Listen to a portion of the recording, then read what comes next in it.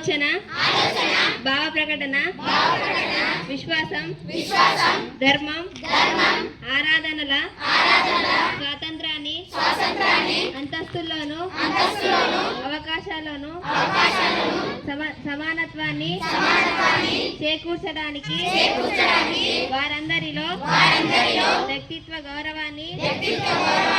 జాతీయ సమైక్యతను సంరక్షిస్తూ సౌభ్రాతృత్వాన్ని పెంపొందించడానికి మన ఈ రాజ్యాంగ పరిషత్లో